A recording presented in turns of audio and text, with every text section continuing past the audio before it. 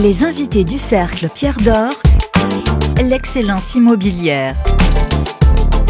Ces professionnels construisent l'immobilier d'aujourd'hui et de demain. Rencontre avec des femmes et des hommes remarquables.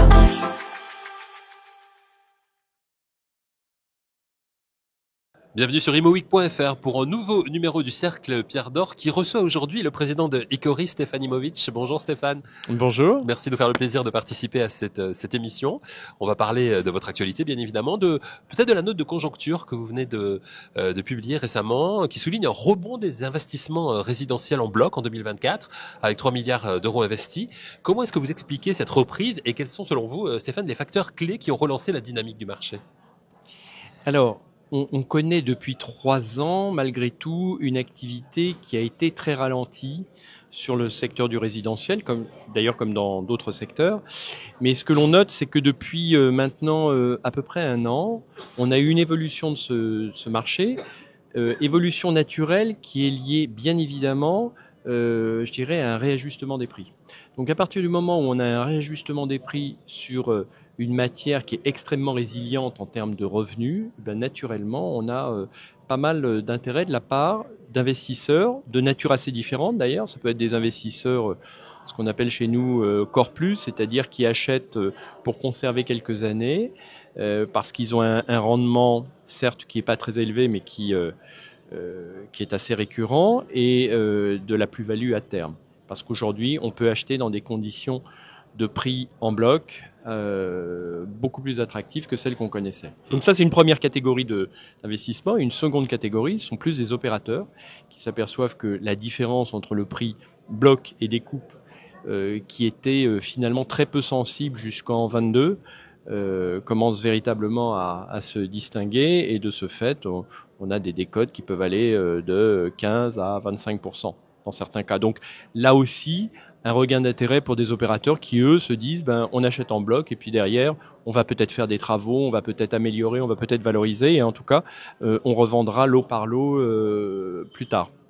Ça, c'est un des éléments clés, effectivement, de votre analyse, hein, la décote entre bloc et découpe. Vous l'avez dit, des écarts de 15 à 25%. Et comment cette décote, justement, arrive-t-elle à influencer les stratégies des investisseurs? Disons que les investisseurs sont assez pragmatiques. La période des années 20-21 où finalement on empruntait de l'argent à des taux qui étaient extrêmement bas, c'est-à-dire à grosso modo 1%. Quand on emprunte à 1% et qu'on a un rendement à 3%, on s'en satisfait. Donc vous aviez eu de la part d'un certain nombre d'investisseurs core beaucoup d'intérêt sur des immeubles neufs qui étaient loués aux conditions de marché et qui en plus répondaient à toutes les conditions énergétiques souhaitées. Et ces conditions énergétiques étaient aussi, j'allais dire, d'une certaine manière, une espèce de faire-valoir pour les compagnies qui les achetaient. À partir du moment où l'argent emprunté n'est plus à 1%, mais il se retrouve à 4,5 ou 5, il est clair que quand on a un rendement de 3%, c'est plus acceptable, et que donc il y a un changement de stratégie. Donc aujourd'hui, la stratégie, elle s'adapte tout simplement parce que nous avons des prix qui ont baissé. De ce fait, ça attire d'autres natures d'investisseurs. Les taux aussi bien évidemment. Donc forcément, ça va aussi relancer, j'imagine. Tout à fait. Les taux qui baissent, mais qui restent néanmoins quand même relativement plus élevés pour des investisseurs corporate, sont un des éléments, un des facteurs de reprise également du marché, bien sûr. Mais si vous n'avez pas évidemment de boule de cristal, mais vous êtes quand même un expert du sujet, ces taux, ils vont se stabiliser d'après vous? Ils vont encore baisser un petit peu? On va jamais retrouver les taux de 2019 ou 2020, mais... Non, je pense que les taux que nous connaissions, que nous avons connus pendant plus de 10 ans, étaient des taux anormaux. Je ne pense pas qu'on puisse retrouver des taux aussi faibles que ceux qu'on connaissait. En revanche, aujourd'hui, il y a une stabilisation. Je ne crois pas qu'il y ait une baisse encore très significative de ces taux. Voilà, donc je pense qu'on est à un point ni bas ni haut, mais on est en tout cas à un point moyen, oui. Et donc ça devrait permettre de stabiliser le marché inévitablement. Dans votre note de conjoncture, il y a un aspect très important, celui du marché de l'ancien, Oui. qui montre des signes de rebond. On le voit, 792 000 transactions en rythme annuel en décembre 2024. Quels sont, selon vous, Stéphane, les facteurs qui ont permis cette stabilisation, notamment, justement, on en parlait, la baisse des taux de crédit et la raréfaction de l'offre? Je pense que il faut bien distinguer deux marchés. On parlait du marché corporate jusqu'à présent, c'est-à-dire tout ce qui est vente en bloc. Là, on parle du marché des particuliers. Les particuliers ont une vision qui n'a rien à voir avec celle des investisseurs institutionnels ou des investisseurs professionnels. Les particuliers, ce qui est important pour eux, c'est en fait leur solvabilité. La solvabilité, elle se fait de deux manières. Elle se fait par les prix et elle se fait par les taux. Donc aujourd'hui, il est clair que les prix ayant légèrement baissé, beaucoup moins, les prix lot par lot ont beaucoup moins baissé que ceux qu'on peut noter sur la vente en bloc, hein, il faut le savoir malgré tout. Mais ils ont un peu baissé, ça c'est le premier point. Et le deuxième point, c'est que les taux d'intérêt ont véritablement baissé de manière significative, si bien que tout ça améliore la solvabilité des particuliers. Et de ce fait, il y a véritablement une volonté de la part des particuliers de revenir et d'acquérir du logement en accession et également à titre d'investissement. Les prix justement que vous évoquez, alors ils ont baissé, mais est-ce qu'ils se stabilisent pas quand on annonce 9 550 euros du mètre carré à Paris en avril prochain, là, Oui. donc demain, est-ce que quelque part il n'y a pas une petite reprise, une petite remontée des prix finalement? Écoutez, moi je pense qu'il faut être prudent. Il faut pas à la moindre embellie, considérer que le marché reprend. Moi, je pense qu'on a un marché qui a baissé. Le fait qu'aujourd'hui ce marché se stabilise et qu'il prenne 100 euros de plus ou de moins ne doit pas être considéré comme un signe d'augmentation des valeurs. Moi, je pense que le marché est plus sain quand il est stabilisé sur une période longue. Donc aujourd'hui, on a un marché qui se stabilise, on a une légère reprise sur les prix parisiens. Voilà, maintenant, c'est pas non plus les prix qu'on connaissait très supérieurs à 10 000 euros le mètre carré dans Paris. Évoquons, si vous voulez bien, aussi le marché du neuf et celui des résidences gérées. Alors, le marché du neuf reste, on le voit, hein, en difficulté, baisse de 45% des mises en vente par rapport à l'avant-crise. Quelles sont, selon vous, les mesures nécessaires pour relancer ce secteur aujourd'hui? Je pense que sur le neuf, la problématique est là aussi un peu différente. Tout simplement parce qu'aujourd'hui, nous avons des promoteurs qui sont un peu coincés, si vous me permettez l'expression, entre d'une part un foncier qu'ils ont acquis à des conditions élevées. Premier point. Deuxième point, des coûts de construction qui sont beaucoup plus élevés compte tenu là aussi des contraintes énergétiques, etc. Donc, pour beaucoup de promoteurs, c'est un peu compliqué, pour pas dire très compliqué. Et la fin du Pinel aussi, qu'on peut rajouter dans les... Et qui plus est, bien évidemment, les mesures favorisant la défiscalisation ont été arrêtées. Donc, c'est un ensemble de facteurs qui font qu'aujourd'hui, on est dans une situation très très compliquée. Et ce qui complexifie la chose, c'est qu'aujourd'hui, ce sont les promoteurs qui sont en mesure d'apporter une offre suffisante sur tout ce qui est résidence-service. Et à partir du moment où les promoteurs n'ont pas de nouvelles opportunités je dirais financièrement acceptables, eh bien on se retrouve sur un marché qui est très difficile.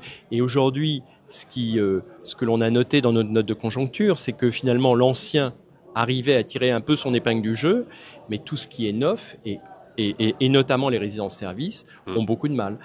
Non pas parce qu'il y a un manque d'intérêt, mais tout simplement parce qu'il y a un manque d'offres sur cette classe d'actifs. Donc les résidences-services, on peut plus parler aujourd'hui de classe d'actifs levier de développement? Si, c'est vraisemblablement une classe d'actifs dans le développement, mais malheureusement, on risque d'attendre un petit peu pour retrouver de nouvelles offres sur le marché. Chez Icori, quelles sont vos prévisions justement pour 2025, notamment en termes de volume d'investissement, de prix et de dynamique de marché? Alors, chez Icori, nous avons une année 2024 qui a été une année finalement bien meilleure que 23, hein, déjà, ce qui était bien, parce qu'on avait fait une mauvaise année 23, mais qui nous permet de retrouver des niveaux d'activité qui sont à peu près ceux qu'on connaissait antérieurement. On est modérément optimiste. On est optimiste par nature, hein, sinon on n'est pas chef d'entreprise, mais on est modérément optimiste. Mais néanmoins, on pense qu'il y a un vrai regain d'intérêt pour les raisons qu'on a évoquées, c'est-à-dire une baisse des prix sur le bloc, donc un retour d'un certain nombre d'investisseurs qui sont parfois de nature un peu différente, mais il y a un certain nombre d'investisseurs qui reviennent sur le marché du bloc.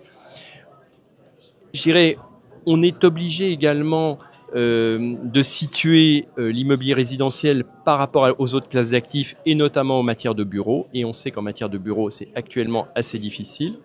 Donc, on est assez optimiste sur le marché du bloc en ce qui concerne le résidentiel, essentiellement sur l'ancien, mais également peut-être, et on espère, un peu sur le neuf, et notamment sur les résidences-services.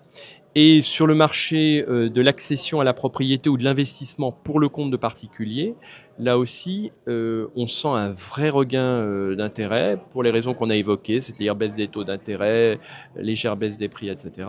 Et donc, nous, on a une prévision sur 2025 qui est plutôt bonne. On n'est pas encore à la fin du premier trimestre, mais on remarque quand même qu'on est parfaitement dans les objectifs que l'on s'est fixés, donc ce qui sont des éléments quand même très positifs. Donc ça veut dire que au niveau de l'évolution des choses, vous restez quand même confiant tout en étant prudent. Oui, on est confiant en étant prudent. Alors prudence, pourquoi ? Parce qu'on est quand même dans une conjoncture, j'allais dire politique et internationale assez instable. Qui, dans certains cas, peut déstabiliser un peu certains investisseurs. Je pense notamment les particuliers. Je pense aussi sur le haut de gamme, ça peut être aussi facteur de déstabilisation. Donc, sur, je dirais, le produit courant, nous on considère que le produit courant est un produit qui se vend bien dans la mesure où on est au niveau du prix du marché. Sur le plus haut de gamme, je pense que ça risque d'être un petit peu plus difficile compte tenu de la conjoncture internationale.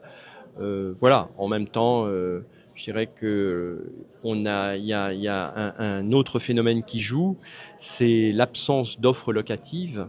Et il faut savoir que l'absence d'offres locatives a naturellement un effet sur l'acquisition de produits en accession, tout simplement. Et ça va falloir le surveiller parce que ça risque de... Ah, mais ça, je pense que les pouvoirs publics ne prennent pas suffisamment conscience de la non-politique qui existe en matière de logement en France.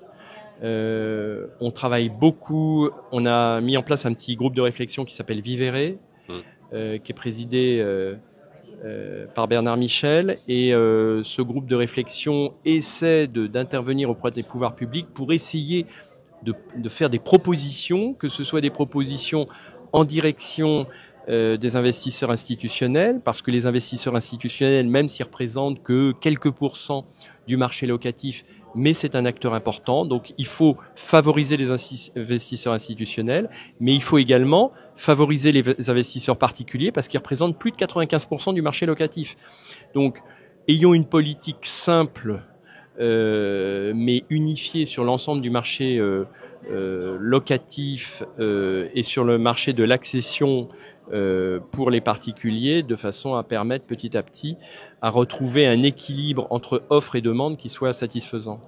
Le think tank Vivere, c'était l'objet de ma prochaine question. Vous l'avez anticipé, c'est parfait.